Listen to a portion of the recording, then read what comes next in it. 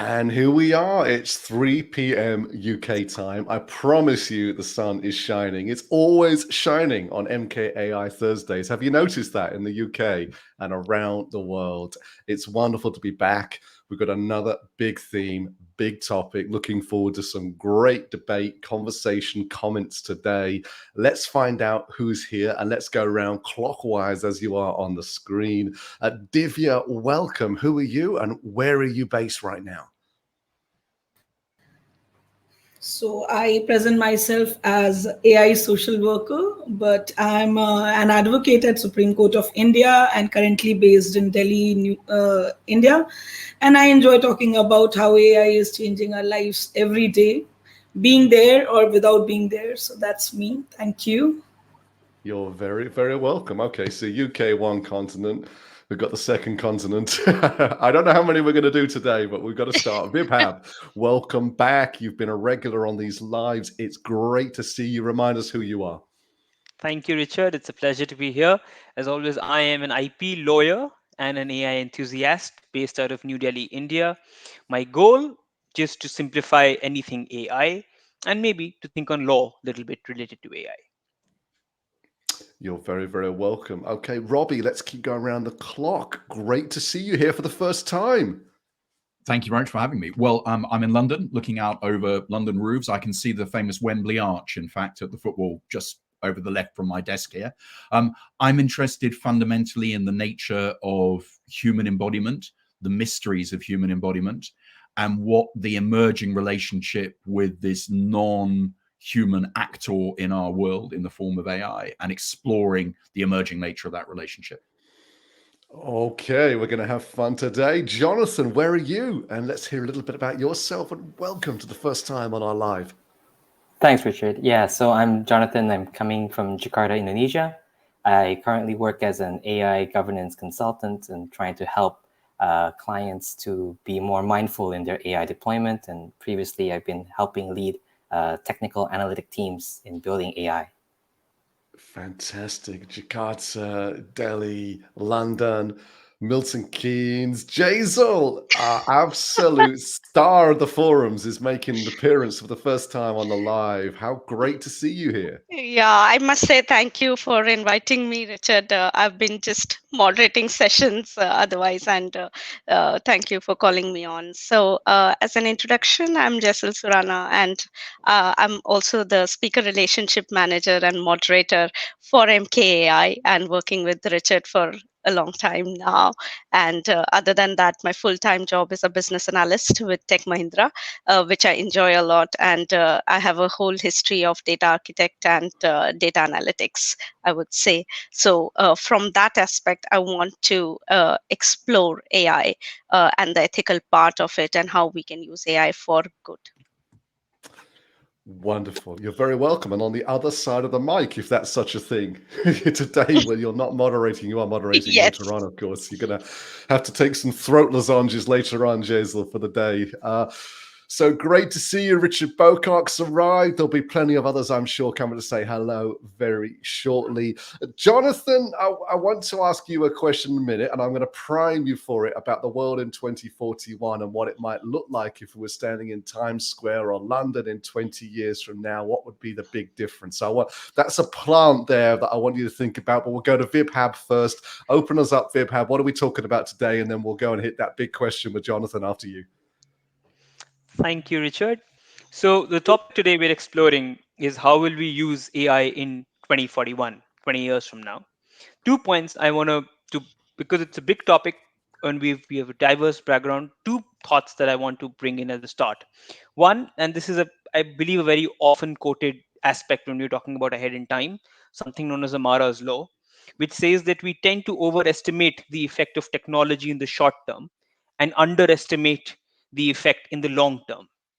A starting point which I think is interesting for us to think, even for the audience members, when we are thinking of our predictions. The second is, and this connects a little bit to this debate about artificial narrow intelligence and artificial general intelligence, is this concept which I want to just float, is called performance versus competence. Usually when you perform in a particular area, the human tendency is to generalize that and apply it in the other context. For example, if I'm speaking, say, hypothetically about intellectual property law. In a conversation, the assumption would be that I know a lot of other things about intellectual property law, and the conversation might flow in that direction. Put this in the AI context. AI currently is task specific. It might be trained on significant amount of data and might produce a particular task. For example, it may be trained on definition of AI, the model, and it might give you a definition of AI. That generally would give us the impression that because it's being able to define AI, the model itself knows different aspects of AI. Even a simpler example, for example, if the AI can predict that there is clouds, it will rain because it's been trained as such. That is correlation. On the other hand, if I generalize it and make connect it to causation, it's possible that the AI might be estimating the presence of cloud causes rain, might cause, but the presence of cloud might cause rain, but it may not actually know that the clouds cause rain. It's a difference between correlation and causation, something that I came across with respect to AI, and that goes to the core of AI and artificial narrow intelligence and artificial general intelligence. Two thoughts: Amara's law and performance versus competence. Now, when we look ahead in time and we're looking at this topic, I need to few couple of questions. First, our topic is how will we use AI in 20 years? My first point is actually who's the we? Is this conversation, because let's take example of GDPR. 27 countries have adopted it. 168 countries out of that's 195 don't have a data protection law. There are some state specific laws. There are some laws in different countries, in Brazil, in states in the US. But when we're talking about AI, who's the we? And or should this topic actually be how will some countries, predominant regions using AI today in 2021, influence the development of AI in 2041? Second point, moving to certain specifics. Will we have the most famous media quoted aspect? Will we have artificial general intelligence? Will we have AI regulation in 2041? Or will we have reach a point where we said not regulation not needed? We are all in favor of innovation, or will regulation be a balance of innovation and promoting AI? Will there be agreement on personal data protection norms? Will we have agreed upon certain socially, legally, ethically areas where AI does not apply? Will we have, in terms of practice, will we have AI and ethics governance consulting as a practice area? Will we have responsible areas, a responsible AI broken down into practice elements, identified elements? This is what responsible AI is going to be like. And will we have AI as a tool, keeping aside the artificial general intelligence debate? Will we have AI as a tool being used really well in certain industries, already happening now, but 20 years from now? Just a couple of thoughts and questions to get us thinking. Fantastic. Vibhav, thank you so much for pushing our grey matter today to see what we can do. We'll say a few quick hellos. Odelia's arrived. Sarah Sloman's here with some beautiful comments there. LinkedIn user greeting from Warwick Business School. We know that's Paul Levy. So hello, Paul. Great to see you. Rick's here. Karen's here. David Wood's here. We'll be hearing from David Wood later on at the forum. Aruna's here from Sydney. You are all a million% welcome. As always, it's wonderful to see you. Let's get that chat going. Jonathan, humor me with this question, though, before we get into some of this deeper stuff. It's 2041. Kai-Fu Lee's writing about it. So we got the book just here. We're standing in, Piccadilly Circus or Times Square or something like that. When you look around, is it different? Or is it going to be pretty much the same as 2021? We time travel there, we teleport there. What's different in your mind in 20 years? Yeah, I have a couple of thoughts here. So in terms of maybe starting from the technology development stuff, so if we see where the cutting edge data science stuff is happening, let's say 10 years ago, it was mostly on the infrastructure and the big data revolution. Cloud data warehouses has been really the thing that enables this whole AI second wave, basically, right? The revival of AI being the forefront. And so when we build up to the basic data science Maslow's hierarchy, we have the foundations being built as we speak right now. This means we're building more bigger models and more effective models. And I know, Vibhav, you've mentioned it really greatly. Models right now, it's more about correlation, right? So there's been a lot of development in terms of really making and cranking out that correlation power.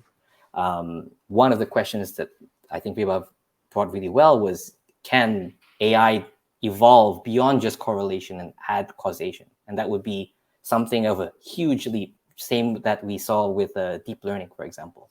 And if something like that happens in the next 20 years, then it will be very different in the way we'll be using. I wanted to have a second thought as well in referencing Kai-Fu Lee's other book, AI Superpowers, and in it he has a 2x2 matrix of where AI can live in the society and be enabling humans to live in the 21st century. Right now, our society is kind of still stuck with the structures of the 20th century, and focusing where AI could be useful in liberating some of the menial tasks that's more about optimization tasks and more about tasks that doesn't require compassion. I think a lot of those tasks would be very different and be probably unrecognizable to someone who was born in 20 years time and say, oh, you guys used to do this, that's pretty crazy. And instead, I think there will be some tasks that will be completely automated away. There'll be some tasks where it'll be human and AI interaction that's still required, because the compassion aspect of humans still needs to be there to get some jobs done. And creativity and strategy and all these things, those things would still be, I would say, AI powered instead of being AI removed. And so to take that to the logical conclusion, the best way, and I guess this is an optimistic view, would be, this really utopian view of like a citizen data scientist that really can power and use AI, and anyone can enable using AI in any shape or form. Similar to like right now where we see, people using no-code solutions. Coding becomes something that a non-technical person can do. I would see that, for the majority of masses, maybe they could use more AI stuff, and it's not going to be so unique at that point. Jonathan, thank you so much. It strikes me that if a time traveler from, say, the 1960s arrived in modern day England, they'd look around and say, well, they still drive cars and they go and buy and eat hamburgers. Like, this is like the same, isn't it, as the 60s? And then they'd look deeper, and I think the hyper connectivity and the speed of life would just be, I don't even know if we could even cope. It'd be like a T-Rex coming back today and it couldn't breathe the oxygen because it's changed so much. I think it'd be that level of change that, because we've slowly taken it on board, we don't see so much. Divya, calling on some of Jonathan's points, this is an interesting timeline, isn't it? 20 years. In a sense, it doesn't feel like very long. Amaras Law has been brought up, and that's certainly true of working in a business, isn't it? You can do a lot more in a year than you think, but always a lot less in a day than you think that you can get done. Just frame 2041 for us. How far away is it really? Wow. I was about to point in two directions. I'll talk in terms of very slow progression and then a very big hyperloop or hyperjump. First, I was conscious of ours to maybe Chappie, and he or she will take it forward, and let's see how it will work. And will that AI be reality? Will we be able to move our emotions to that? And how it will affect our lives at large? Will we have unlimited lifetime like a bicentennial man? I am such a movie buff. I have to bring up all those things and hope they become reality. And they are only hopes. But then apart from it, what I see right now, the phase which we are living in, I'll speak in terms of especially where I'm sitting, we are still in a very nascent stage of understanding AI, especially when it comes to understanding it in legal aspects, how we are going to use it in law, how we are going to use it in courts. And that's the first priority which any country sees into when they are talking about any new technology, as in how we will regulate it, how are we going to make it so fundamentally correct that it does not go haywire and affect our lifestyles. So that is one aspect which is very serious. Another one for me, it's just a a very distant dream, but I really do wish that comes true very, very soon. Probably then it will be much easier for me. Like Jonathan was talking about no code or low code AI, yes, that is becoming reality. And somehow the people who are not very technically sound and who are not that much interested in going ahead and coding things, they try and understand it more feasibly, and they are trying to inculcate those no code AI process in order to understand how their field of study works. Like recently I was talking to a psychology professor who wants to understand how brain waves will work in case if we can run it through no code AI and how it will react. So all these things keeping in mind, I see ourselves in a very progressive world in 20 years for sure.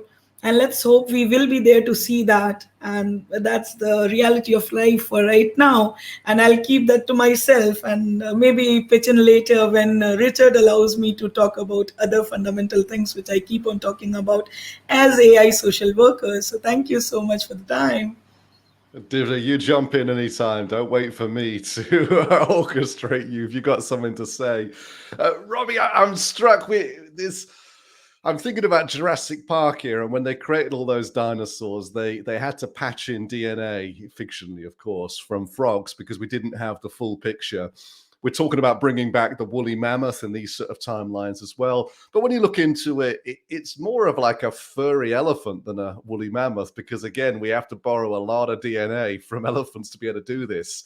The analogy, and I hope you'll forgive the looseness of this, but the analogy here is that if we are going to have these sort of changes in 2041, the kind of Kai-Fu Lee is talking about, and this sort of, I don't know, the leaps in health and wealth and free time and happiness and so on, are we going to have to do a similar thing? Are we going to have to kind of patch in other ideas here? Because we don't really have true artificial intelligence. We don't really have this kind of sentient thinking that we need. So we're going to be looking at a lot of shortcuts, aren't we? A lot of assumptions and some dangerous assumptions perhaps along this journey. Robbie, do you think?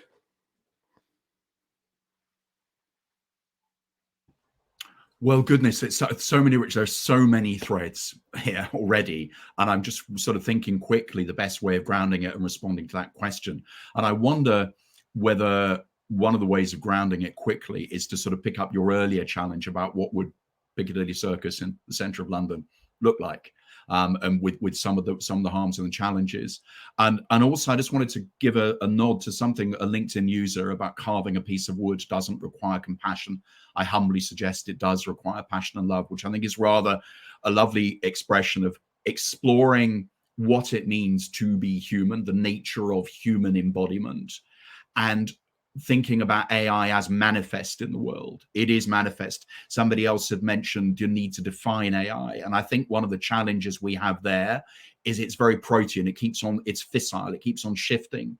But nevertheless, we can see already in societies a set of important relationships we have with the way in which AI is manifest. So I'm just going to take your challenge about Piccadilly Circus. I think it'll be greener. I think it will look a lot greener than it does now. We will still have doors that open on hinges. We won't have slidey doors everywhere, parche science fiction.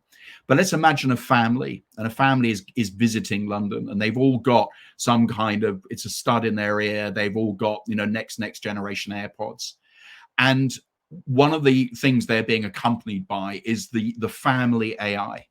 The family AI, which has been tracking the health, vital signs, linguistic patterns of the family and the children. And so here's a thought experiment. Could an AI system be a member of that family? So one of the data senses, its phenomenology, if you like, which is challenging. Can you talk about the phenomenology of AI? Does that mean anything?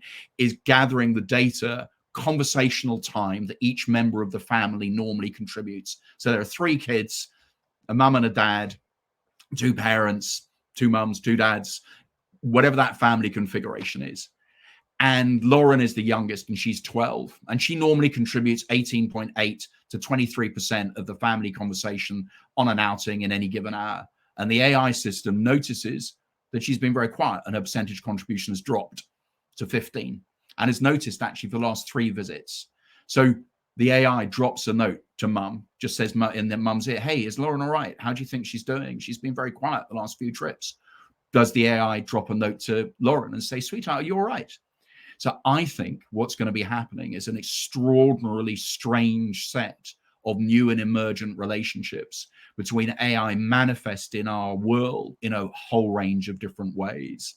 So those boundaries about what we consider to be biological sense making, digital sense making, what it means to be manifest in data, not as some kind of comfortable digital twin, but in a whole set of configurations. So there would be a way of trying to sort of ground your challenge as to what Piccadilly Circus might look like and what might be different, and to explore that liminal space of relationship, which I think is going to get stranger and stranger and stranger through this century. Robbie, thank you so much. I'd love to see some more comments in the chat as well. What do you think about Robbie's vision there, Jonathan's vision for Piccadilly Circus, or your typical big city centre in 20 years from now? Do you agree? Do you disagree? Kimberly from New York, you're very, very welcome. Anise as well from Minnesota, the same for you. Edward Darling, always wonderful to see you as well. Michael Kanan's here as well. It's great to have you in company on the chat here as well. Jassal, there's an element of good intentions to what Robbie's talking about there. We already see this in HR systems, and we're trying to have more conversational chatbots that support Yes. people with mental wellness. 20 years time, what do those good intentions look like? Are they becoming real and beneficial intentions, or are we potentially just pouring fuel on the fire here on these systems? I think what I can see from the COVID situation itself is that we have been working a lot on the AI chatbots, mainly from the mental health perspective, and the dependency on these chatbots have been increasing because a lot of people have been battling depression, to be honest, and there is a dependency which is coming in. And in 20 years' time, we are going to see that the dependency, and because of the NLP progress that we are going to see, the auto ML and no code progression that we are going to see, the emotional being is going to be more dependent on these machines and chatbots. I actually see that already. Being a mother, my son prefers to talk to Google rather than me. So we are seeing this, and this is going to increase. So it is going to be the responsibility, whoever develops the chatbots, to find the correct sentiment and the context before any response is given. I think because it is going to affect the mental health. I think whenever people will be at Piccadilly Circus, and if they are feeling low, they would be looking at a chatbot rather than calling a friend.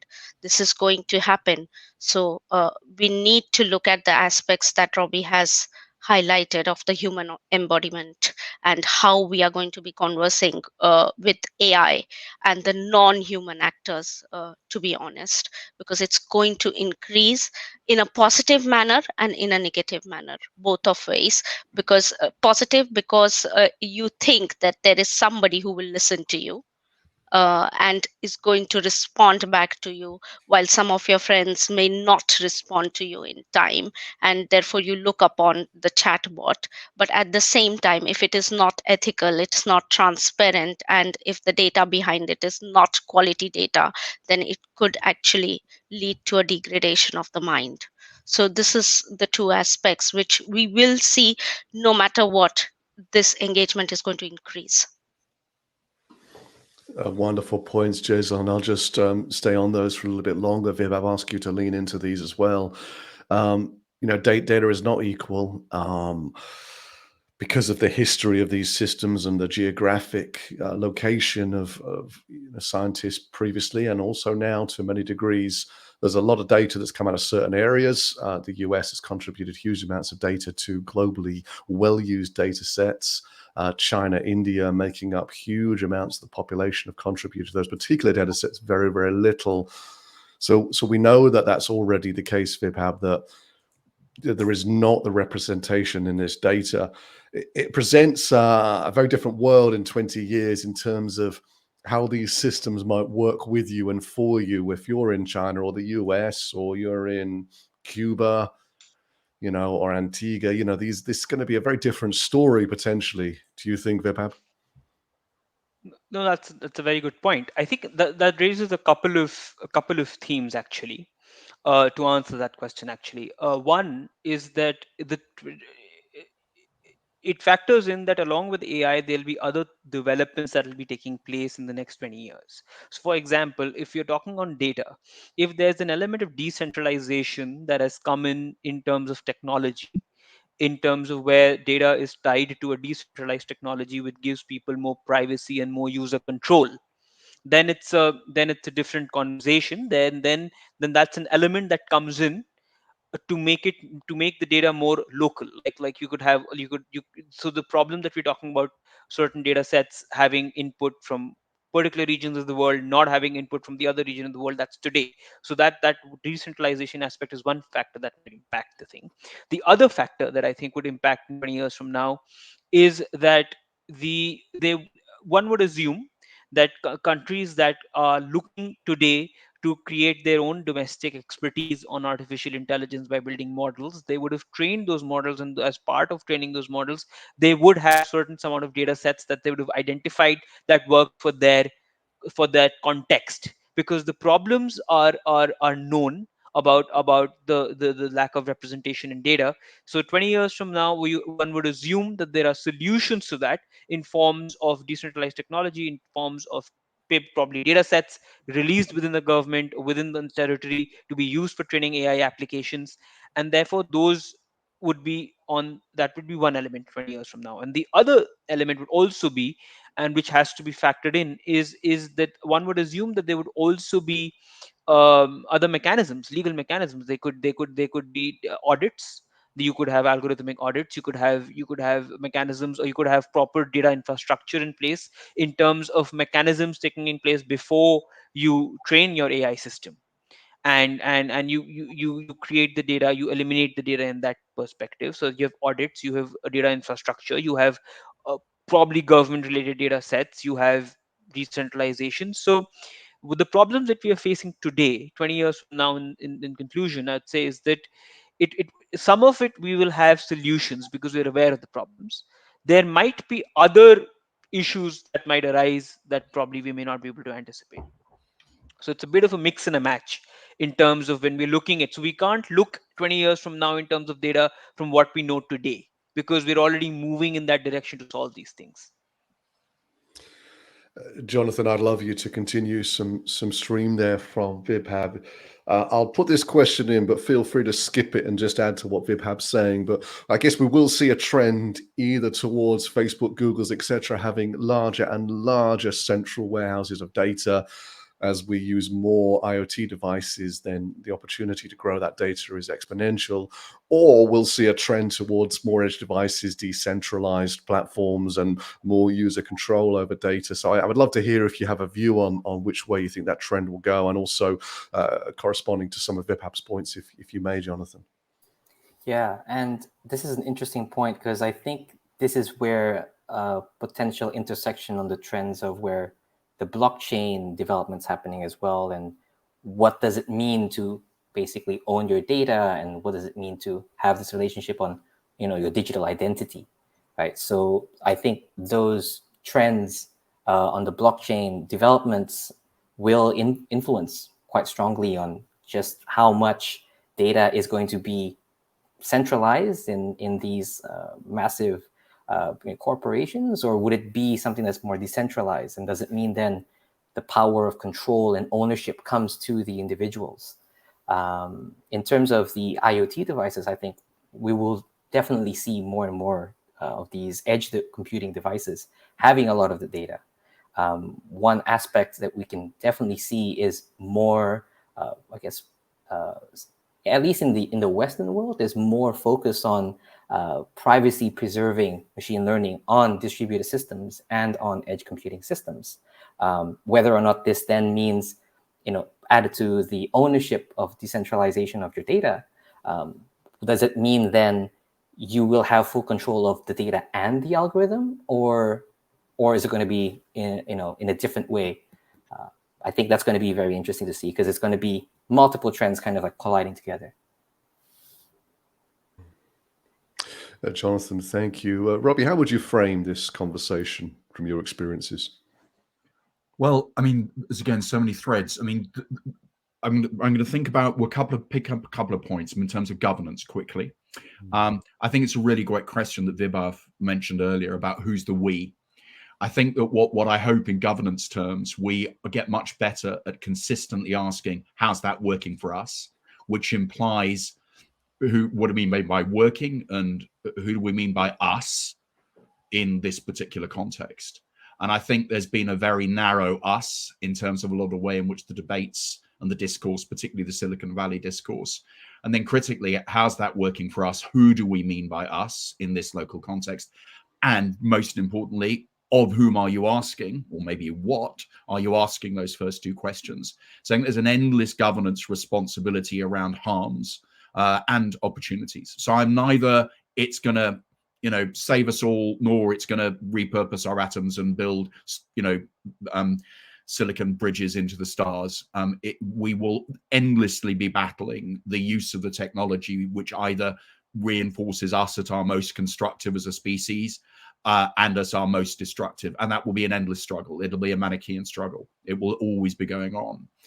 The framing question, I think, is language and precision about the language we use. Now, obviously, I'm going to speak from an English context. So when I use a thought experiment, like, could it be a member of the family? I'd offer 3 categories that it's worth thinking about of words and description to offer in any language as we think about it. Can you usefully, meaningfully use that word, whatever that word is, to describe how AI is manifest in the world in relationship? Is it a category, a word like member of the family where you go, I don't know, we can have a conversation? Or is it a word like accountable, for example, which I think you should never use? So you should never write ever AI accountability. You should only ever write accountability for AI, because AI can't be sanctioned or punished. And therefore there's no legal or ethical frameworks in which the word accountability is meaningful in terms of the way in which AI is manifest. And I think that thought experiment is actually a very helpful one. So Vibhav mentioned tool. Let's take that word. If you say AI is just a tool, which is one of those phrases one hears quite often, if you use the same word to describe a hammer and a global algorithmic trading system, I'm not sure you're saying anything very useful about either in the way in which it is manifest. So we've got to start being, in governance terms, in philosophical terms, much more precise about our use of language. And those 3 categories, I think, is quite helpful. So that would be a framing device for thinking about how those relationships might have grown and developed into the future and in the next 20 years. These will be very, very live issues, particularly in relation to power and agency. Where is power sitting in these relationships? Can you talk meaningfully about AI itself exercising power? Does it exercise delegated power and authority? Though that's why I think the linguistic approach, whatever language was working in, one could have a long conversation about linguistics and what that means in terms of cognitive possibility. But that would be my offering in terms of framing. Mm-hmm. Thank you so much, Robbie. So much in there as well to unpack. Divya, let's bring you back into this conversation. There's quite a lot there that Robbie described, and that's also being echoed in the chat as well. You see, Richard Bocock talking about GPS and Michael Kanan talking about AI sort of amplifying what we are and what we have. If we're being harsh, then we have the world that we deserve. We have the leaders that we deserve, and maybe we'll have the AI that we deserve. So we've got to sort of deserve better, I suppose. Divya, do you think? I totally agree with Robbie, but then when he started talking about Vibhav's question, who are we in this AI world, my mind went to AI in the wild, how that affects. There is a book called AI in the Wild, and I was reading it recently. I suddenly went there, and I'm sorry I'm deviating from the topic which we were discussing, but then are they also included in the AI system? Is it only the human world right now we are considering? So I just deviated from the whole topic while he was talking, and I just started thinking in that terms. So when this Richard's question came up, well, GPS navigation is something which we use in wildlife as well. While talking about cyber forensics, I was understanding all these aspects. So AI is being developed in that aspect also, and that is also going to help us humans, not only help us humans, but help animals and planet and climate and everything. Practically, we are really in a very wild world right now. So we have to understand where we fit in. We definitely have come up with a very bigger aspect of AI, and how are we going to fit in? So to answer the question, who are we, Vibhav? We practically do not know we are right now, because we also do not know which universe we belong to. What kind of world are we living? Is it the only world? Is AI going to restrict us only to this planet, or it'll move somewhere else? To think in Elon Musk's term, it may be in somewhere in space. So keeping all those things in mind when we are talking about AI, unless we know where we stand, we can only be talking. And Richard, I didn't want to put in this break to the beautiful conversation, but then somehow I just moved in that direction.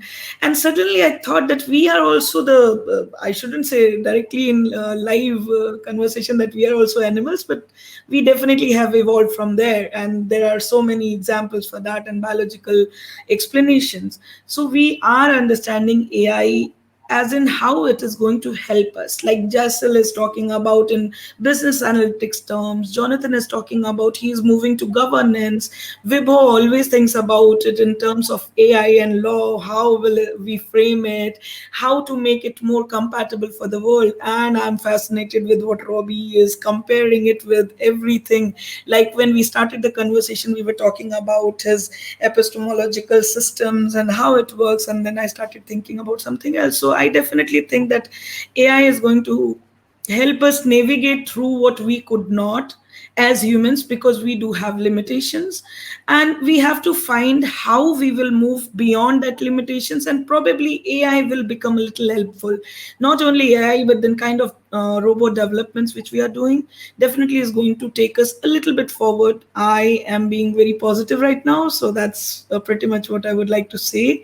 And let's see where the talk goes. And we'll write, we'll talk, and we'll keep on moving the conversation in different. But I'm sorry I took it towards the wild, keeping in mind that AI is in the wild as well. So that's there. Divya, thank you. You bring so much to this conversation, and you're right. I think there is definitely so much in that. Jaisal, there's this sort of tool idea around AI has come up again, and Divya, by the way, this is the live conversation, right? I mean, it's supposed to go where it goes. The forum later on at 5 p.m. So that's just over an hour and 20 minutes from now. That is more of a structured, it's got guardrails, it's got boundaries to the conversation. But this is unplanned, it's live, it's going to go in lots of different directions, and it's supposed to stimulate lots of ideas. So keep bringing those for sure.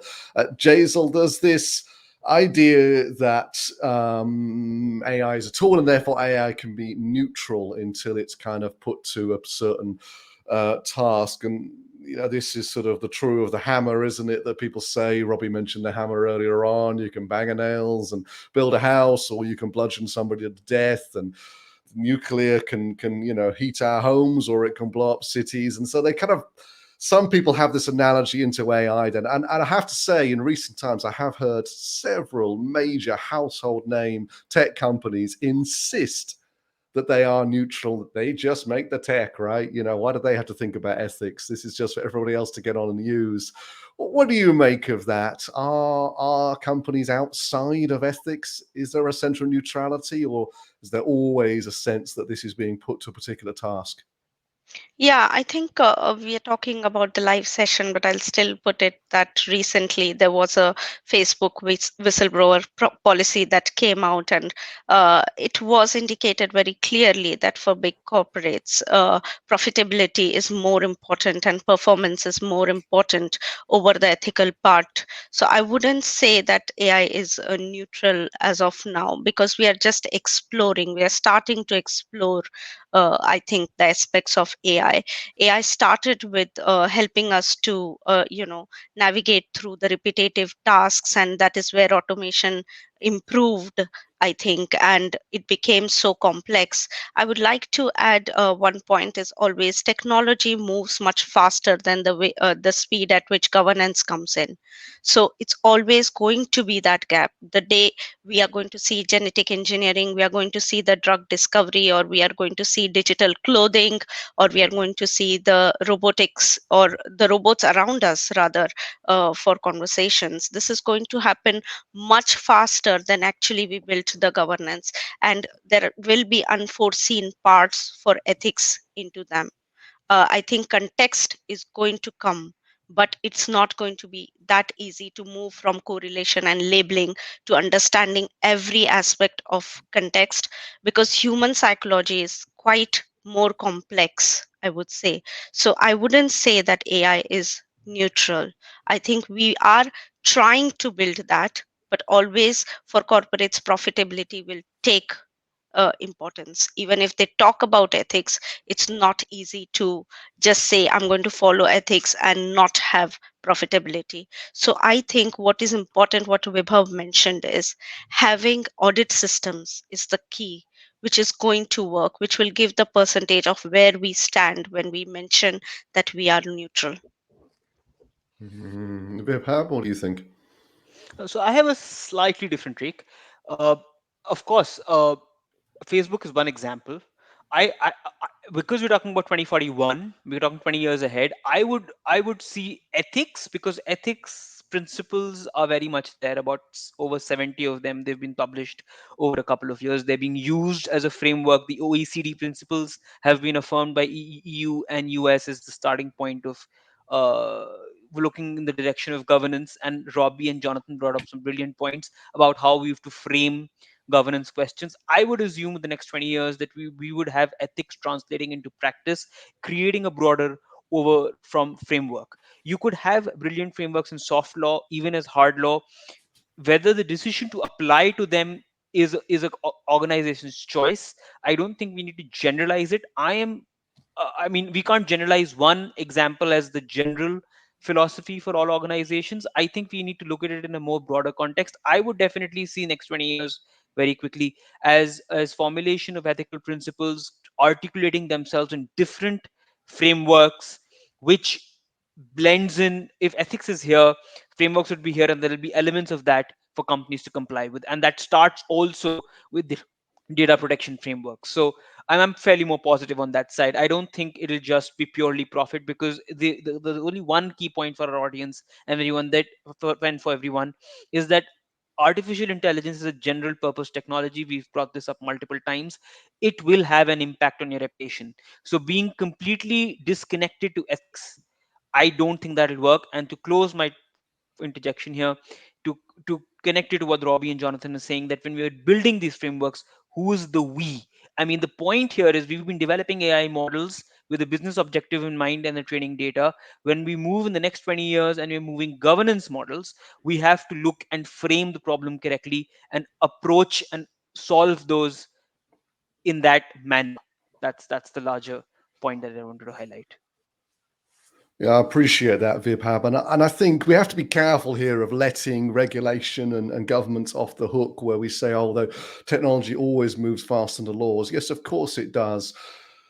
But how much has government legislated that companies have to have interoperability in their products? How much have they legislated that we need a carbon tax? What about circular economy? I mean, these are not difficult things that you can't understand because the technology is moving too fast. They're just things that we've negated to put into the requirements for the R&D and the innovation in companies, that things have to be shareable, portable, open, sustainable, circular. So I think, we must not let governments off the hook. They've dropped the ball in all these areas, particularly in climate, and now it's not difficult to foresee what sort of aspects and areas have to be incorporated into companies' innovation strategies. Robbie, we've had an interesting question. We've had lots of interesting questions, but you've asked me to pop up this one from Kimberly that I'd love you to have a quick look at. I'll put it on the screen here. It's covering up half the panel, but we'll keep it up for a quick second.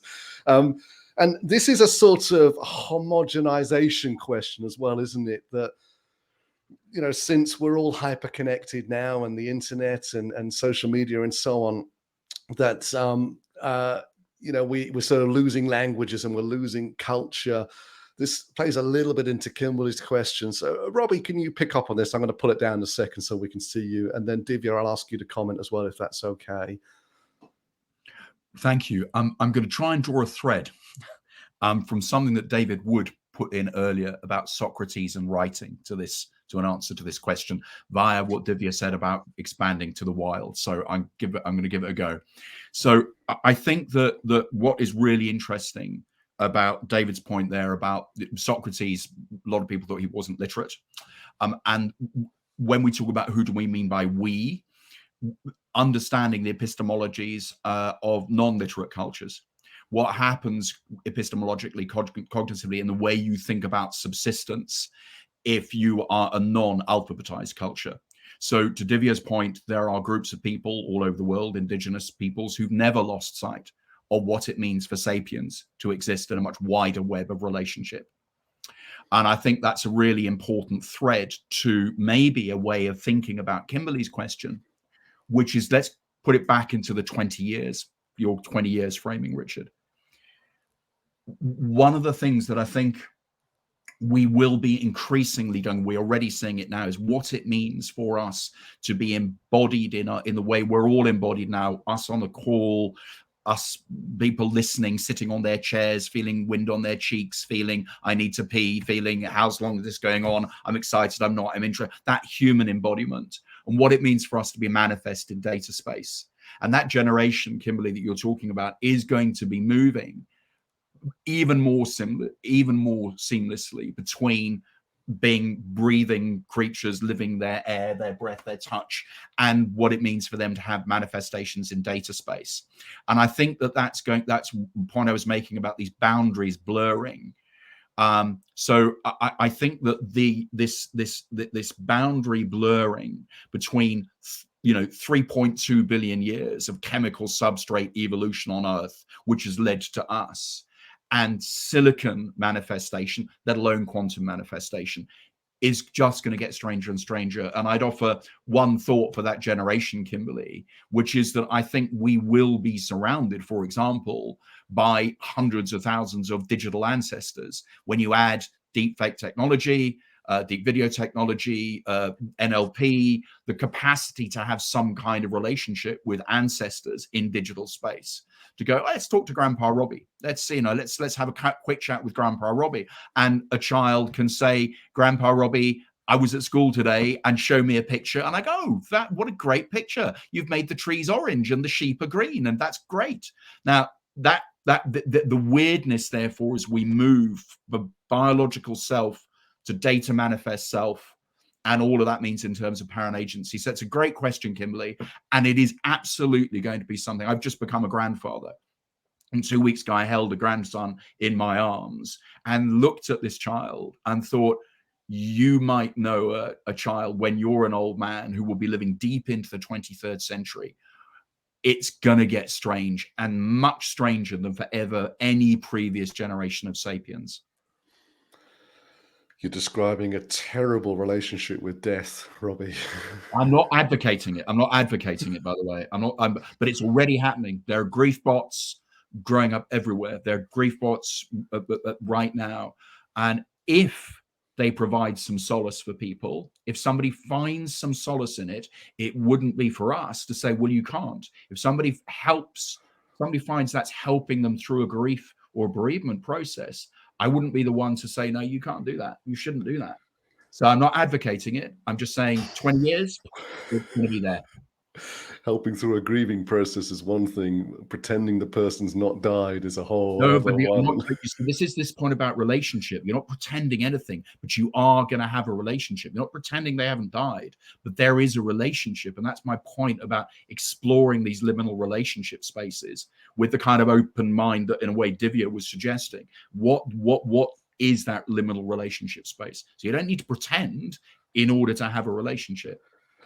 I'm sure somebody will Google it or find the right quote, but there's that 3 deaths, isn't there? The day that we find out we're going to die, the day that we die, and the last time anybody speaks or thinks of our name. And it seems that we fight against that. Divya, what do you want to add to what Robbie said? So he gave me, Robbie, thank you for bringing that up. And he gave me the point where I can talk about spiritual AI and think about how we'll move our subconscious mind to a AI. And then Grandpa Robbie can talk to n number of his descendants, and they can connect and know what he was like. So that's one thing. And it's going to be reality, hopefully, but I love talking about that. I'll not stretch that, but spirituality is something which will probably become reality very, very soon, because people do find peace there, and it has nothing to do with religion or anything else. It's just your peace of mind. What I wanted to add was, when Vibhav was talking about ethical AI, definitely ethics will take center stage. But there are many a times when we get confused with morality and ethics. Ethics are something which we tend to enforce, but morality is something which you generate or inculcate in your future generations. And even the morality comes into you when you read a lot. So the confusion should not be there. There should be no blurred lining in between morality and ethics, and ethical part should be there, definitely, Vibhav. I also see that in 2041 it will make a huge difference when you will have to understand how ethics is going to shape our society. But morality also will be playing a very bigger role, because that is something which makes humans humans. Morality is something which makes you understand how humans work.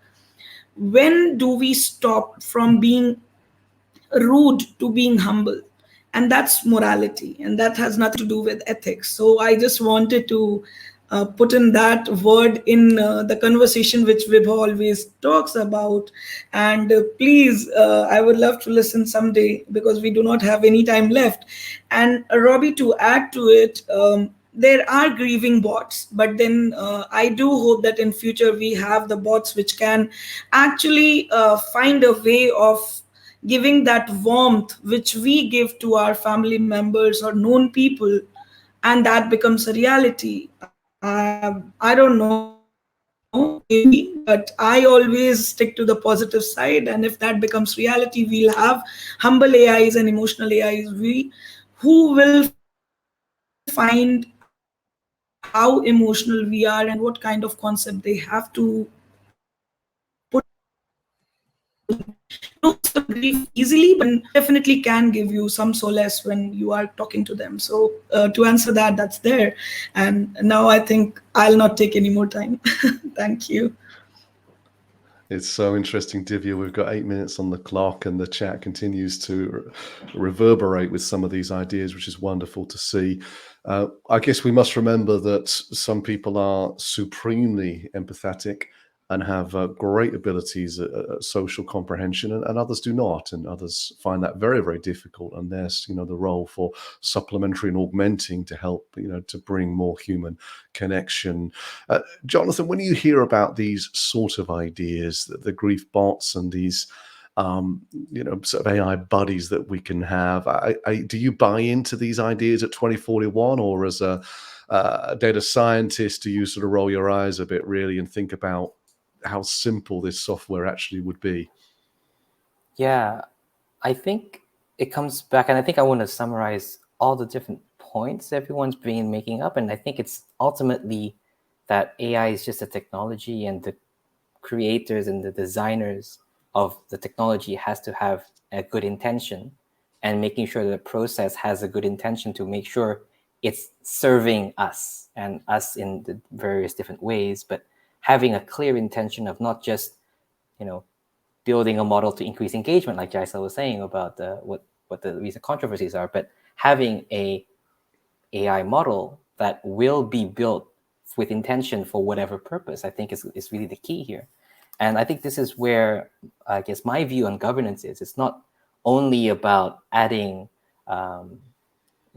laws and compliance and stuff like that, but it's also about making sure that when you want to build AI or technology with intention, you are able to do this while enabling or allowing everyone in quotes, like your teams and different stakeholders involved in the designing and building of these AIs. And I think whatever the applications are of those products, right, as long as we make sure that the AI is being built and structured responsibly, then we can still have it serve us for whatever purposes. It could be for the new ways that we can be relating with our ancestors, or it could be the ways that our relationship right now with actual stuff and owning stuff with the new things that are happening with NFTs, right? Who are we to say in saying, okay, that's not a good use of AI? Well, no, it's not that. It's more about making sure whoever wants to create technology is able to do so, and with mitigating whatever unintended consequences of building a model that's out of control. Thank you, Jonathan. Jaisal, with you, and then we'll go for a wrap up with Vibhav. It's actually very difficult to know and make sense of the world as Jonathan's describing, because the minute we start reading about it on the big search engines and Facebook and so on, those companies immediately try to narrow our viewpoint and try to restrict what we see. So much so that someone like you and I would probably think that we're making great strides in ethical AI, because we probably pick up every single article about that, every single comment, which of course is biased hugely. How do we go about making sense with that in mind? Yeah, I think what Jonathan said in context to that, I would like to add is the intent is very important. And second, I think if we don't want to look at the digital divide that could be caused, because there are cultural differences, because ethics is going to be tied with the cultural differences. So understanding of different societies is going to be equally as important when we talk of governance. So the marriage between, I think, innovation versus governance and building the right guardrails is going to be the key, with the right purpose or intent behind it. But as we know, there are some complex parts to it. Like Divya indicated, we could be talking of other planets. So we need to identify the personas that are going to be impacted. And to end my thing, I want to add to what Robbie said about grieving bots. And it reminded me quickly about transcendence, where he uploads his consciousness. And then when it comes to life, it seems that he has won death. And this is what we are going to be looking at. People are already starting to store their memories, and they think that that is going to give life to many generations down the line, because they are storing themselves in the form of memories in these bots, and the AI bot will make sense out of it and talk to their grandchildren. This is actually already happening in parts of the world. So we are going to be seeing this in 20 years' time, where people want to upload their memories and consciousness so that they are going to be living. And I do agree that there could be grieving bots. Yes. Thank you, Jaisal. Vibhav, with you for a 2-minute wrap up. No, thank you. No, this has been a fantastic discussion. Thank you, Robbie, Divya, Jonathan, Jaisal, and Richard, as always.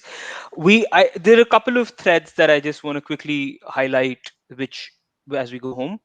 One is that threads from the conversation. One is that in 20 years from now, maybe AI would not be so unique. It may not be a buzzword. It would just be around us. It is around us even now, but more like sort of a normal thing rather than being a buzzword, which takes us to imaginations of machines versus humans. Second, and which I think the conversation meandered, we went around that significantly, will the AI be a member of the family in the sense of our dependence on chatbots and the entire conversation, and Kimberly's comment there, and the conversation on grieving bots.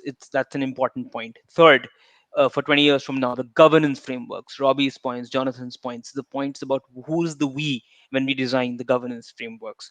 Four, something that Divya brought up, is that is AI only for humans, or are we looking at other aspects, and the aspect of morality versus ethics, about how even 20 years from now we might have ethical frameworks, we might have ethical framework converted into laws, but it'll still be our morality that will be governing probably its development. So there is an element of who we are as people and what we seek to do, which connects to Jonathan's point of intent, which will not change 20 years from now. So those are a couple of points. And the last point, which is relevant for 20 years from now, and in light of how AI has been developed so far, is that whoever is able to build the technology, will they be able to do it? I mean, a point whether we will have AI development en masse in a way technologically possible that we have other players as well. Thank you. You opened and closed just wonderfully, Vibhav. Thank you so very much. I'll echo my thanks to Robbie, Divya, Jassal, and Jonathan as well. If you would like more of this, and I know I certainly would, well, we're back in 1 hour, and I will pop up the link to our event at 5 just here. I thought I had copy pasted it, but I hadn't quite. Let's take 2. So I'll put that in the chat there. So we'll be on Zoom. You can register there. Thank you very much. Somebody beat me to it. And you're very, very welcome back there. I'm going to just ask for a quick final word. Looks like Robbie might be the one who wants to have the last word today. Just one quick thought. I don't think in 20 years' time, any AI will kind the joy of jokes about teddy bears being judgmental when you were children. That playfulness, that creativity there in the thread, that's an example of something that I just think that's so wonderful and human, and what that invokes in each of us. So I don't think it'll ever get there. And I think that playfulness there that we just saw with jokes about judgmental teddy bears. What a great name for a book title, by the way, Judgmental Teddy Bears. I think somebody should write that book. Wonderful. Anybody else a final closing thought? No, I think we are getting there, and let's take it positively, as Vibhav said, that technology is going to be there around us, and if we deal with it positively and build the right frameworks, we should be able to steer it rather than technology steering us. Thank you so very much. And thank you for all the kind comments on the panel today. It is wonderful to spend time with you. I think all those years ago, the Mechanical Turk robot, which was really a man inside moving chess pieces around, fooled many people. And we're going to get fooled many, many more times, both now and in the years leading up to 2041, about the power of data and machines. So let's keep our sanity, let's keep our humanity, let's keep our judgmental teddy bears. And let's keep smiling. Thanks, everybody.